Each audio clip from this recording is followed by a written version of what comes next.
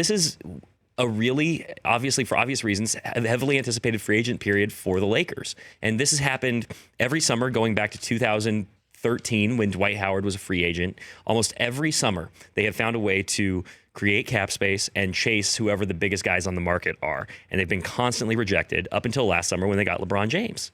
But we've heard kind of this idea that LeBron players don't necessarily want to come be LeBron's number two. Well, the Lakers took that off the board. They went and got LeBron's number two. So now the question is, can you lure one of those top guys to be LeBron's number three, the three musketeers here, and try to restore something to the Lakers, who have been, really a real black mark on the legacy of this franchise over the last 6 years. So, Bill, if we're thinking about what's to come on Sunday and what's to come thereafter, already the biggest move thus far has been the addition of Anthony Davis and the trade consummated, and we can get into some of the particulars there because even that came with a little level of intrigue and controversy. But are we talking about a summer here that is part of a plan, a multi-year plan? Because this was one of the great talking points out of the Lakers organization, specifically from Magic, who did a lot of the talking and who still does a lot of the talking.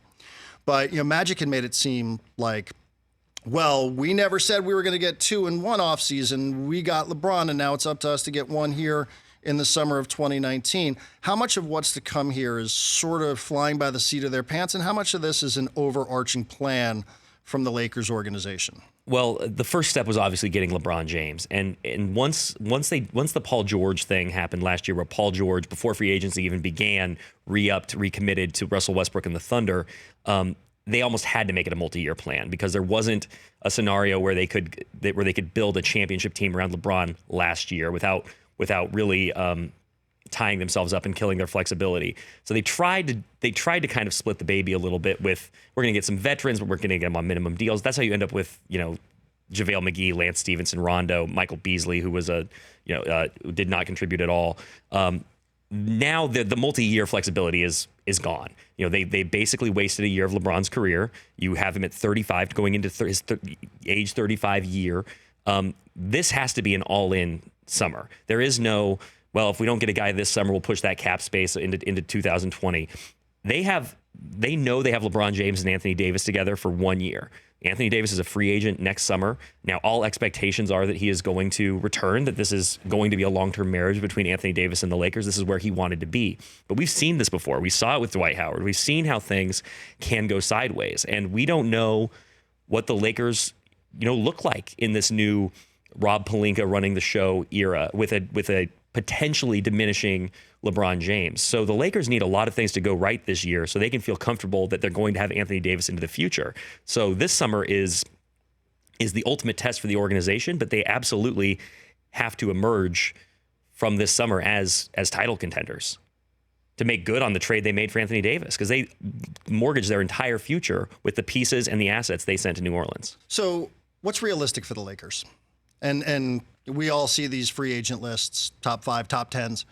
What, in your opinion, is realistic based on their salary constraints, based on their needs? What would you view from a scale of Kawhi Leonard, Kevin Durant at the top of the pyramid? What would you view as realistic for the Lakers heading into free agency? I mean, I think Kevin Durant, absolutely not. Kawhi Leonard, 2% chance. I mean, that's you're dreaming at that point. Kyrie seems to be going elsewhere. But once you get beyond those guys, everything seems to be in play, whether it's Kemba Walker, if he doesn't get the money he likes from Charlotte, he's going to be looking around, and there are options, obviously, whether it's New York, Boston, but then there's the Lakers, and Kemba Walker is a bona fide all-star point guard, an elite scorer, and could truly be that third star next to LeBron and Anthony Davis. Now, if you don't get that max tier guy, though, that's when you get into the D'Angelo Russell zone. And D'Angelo Russell probably makes the most sense of those guys who are in that $23 to $26 million range, because that's where you have Nikola Vucevic and Malcolm Brogdon. D'Angelo Russell is the guy who really feels like he could be on the move. And there's a lot of irony to that, obviously. I mean, Magic Johnson shipped him out of town basically to you basically sent him to Brooklyn Nets finishing school to potentially come back to the Lakers. But he has been he became an all-star in Brooklyn. When I talked to Magic about this 2 nights ago outside the NBA awards, he said he's more mature. He has become the leader that Magic questioned that he could be 2 years ago. that makes a lot of sense. He's affordable, but he's not such a big star that you worry that he's going to detract from what LeBron and AD have going on. And he also saves you a few dollars to spend in free agency. So all of that like kind of paves the way, I think, to a potential D'Angelo Russell reunion. But of course, that is predicated on the Nets having the summer they want and getting Kyrie Irving and potentially Kevin Durant also. But that's why all these pieces all affect everything else. It's a significant set of dominoes that you have to think are going to start falling pretty early on Sunday. So of the 24 or 28, depending on whether or not Anthony Davis uses the trade kicker here, 24, 28, usually about the amount of money that you see attached with the Lakers in free agency. Your opinion, your analysis, do you think they're better off spending the majority of that on an individual, or filling in a bunch of different pieces here? Maybe getting 3 different players for that sum, or does it depend on who we're talking about player-wise? Well, I think it's that. It's who it is. And either one of those could be successful, I think. The problem is we've only seen Rob Pelinka put together a roster once, and it was last summer when he ended up with Lance Stevenson, Rajon Rondo, JaVale McGee, and that just didn't work. And so there is this great unknown of, did he learn a lesson there? Does he have a better sense of how to build a roster around LeBron, how to get the right pieces in place? If you're saying, great, here's $28 million, go split it up, and he doesn't put the right guys, well, then what good was it? And I happen to be in the camp that if you have that max slot, use it on the one guy. Get the best possible player you can. If you can get Kemba Walker, Jimmy Butler, D'Angelo Russell, you do it, because then you at least you have insurance against LeBron in decline, whether it's his age or injury. We saw him have the most significant injury of his career last season. If you have Jimmy Butler and Anthony Davis, and LeBron is, for whatever reason, misses 30, 40 games, I believe that duo still gets you to the playoffs.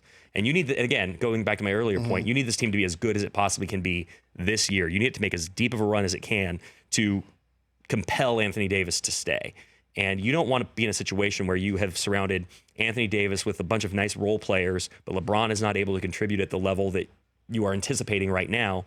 They miss the playoffs. LeBron is getting older. Anthony Davis doesn't have much faith in Rob Pelinka or the Lakers. Starts taking meetings next July. You just cannot risk that. You have to do everything you can to lock him in right now, and that is by building a championship team, and you do that with stars. For more of The Rich Eisen Show, tune to Audience Channel 239 on DirecTV for free on BR Live, or download the Rich Eisen Show app.